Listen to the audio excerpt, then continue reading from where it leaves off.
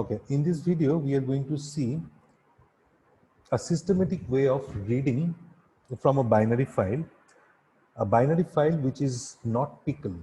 Okay, that's the topic we are discussing. In the previous video, you have seen how by using encode and decode function, we can read, but I will show you a better method now.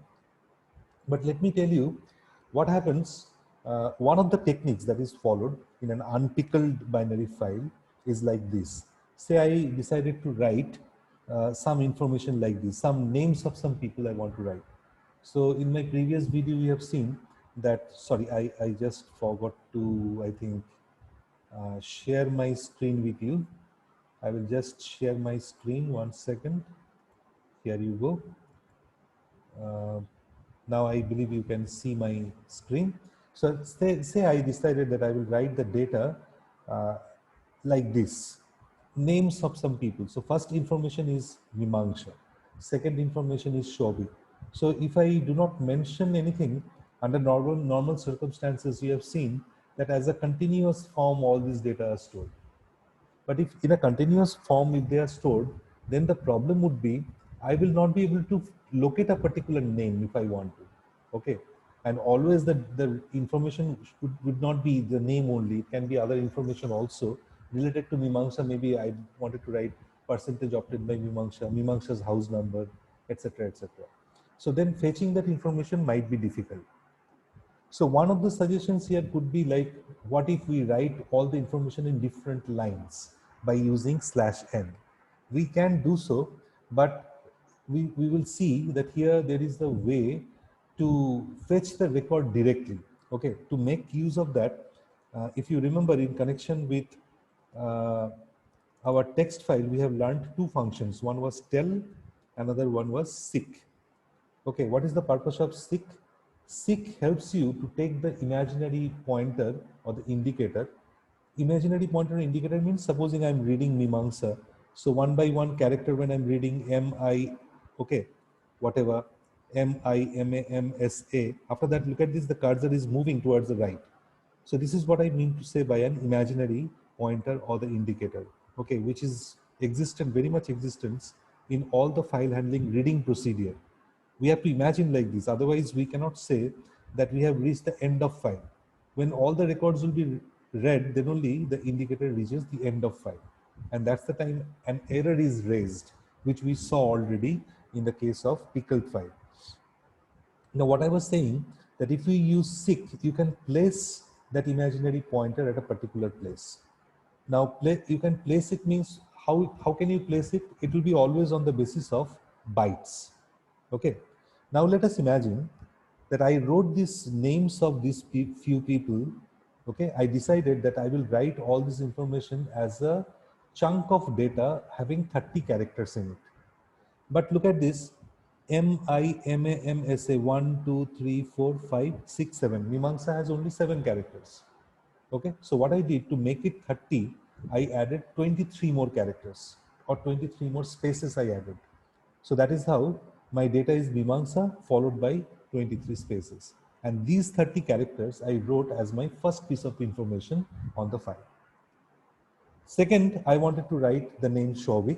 Shobik has 6 characters. So I added 24 spaces with that. And that is how I wrote it down. So this is how what will happen. Every piece of information will be having a size 30.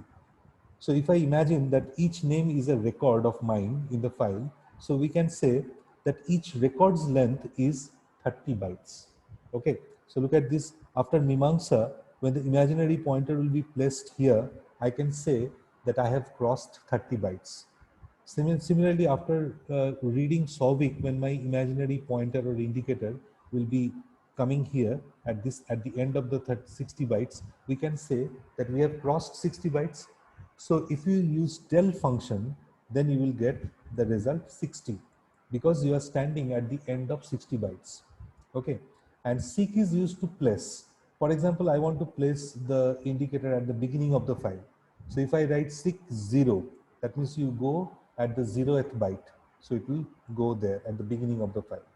Similarly, if I write seek 120, that means seek 120. If you write like this, seek 120, that means you go at the end of 120 bytes. So that means in that case, the pointer will be, or the indicator will be placed here. 30, 30, 30, sorry, after Shweta. Okay, it will be just outside this box, not where the cursor is blinking, outside this box. That means after 120 characters, it will be placed. So that is how we will write things onto the file, and it will help us read in a much better way. Okay, this is one of the methods that can be followed. So what I've done, look at this, I've taken accordingly a variable called size, and I initialized it by a value 30. So each record will be of size 30 characters or 30 bytes, whatever you call it. Now, what am I doing in this while loop? Look at this, I input the name of a person, okay? And as I was telling you that Mimamsa was having only 7 characters, so I calculated the length of each name, and size minus k means by how many characters I'm falling short. Like if you remember, I told you Mimamsa is having only 7 characters. So 30 minus 70, that is 23 characters more left. So this will give me 23, fine, multiplied by space. So you know, asterisk means it will generate those many spaces. So that many spaces basically I concatenated in the variable name. And then I'm writing it onto the file by name.encode. Once again, the same technique I've used. Okay, this is how the file is continuing. Okay, you know this technique, and the file is closed when user doesn't want to continue anymore. Now, while reading it, what I have done, look at this, I read the file, I did p.f, p equal to f dot read. P equal to f dot read, if I do, that means the entire data written onto the file will be copied into P. So if I imagine this, that means entire things, Mimamsa, Souvik, Saurajyoti, Sweta, Dennis, Sneha, Anga, everything will be written onto the file. And I will get, what will be the total length of P in that case? It will be 1, 2, 3, 4, 5, 6, 7. There are 7 names multiplied by 30. So it will be 210 in this case, right? So that means my P, look at this, I have taken the length of P. P is all the records written onto the file, length of it. So T will be 210. So this 210, if I divide by 30, I will get how many records I have written. So that I found out by this variable number of record, no underscore rec. That is giving us total how many records I have written.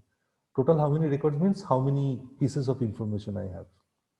Now, since I have done the reading already once, so what will happen after reading already once, my cursor will be at the end of the file. Okay.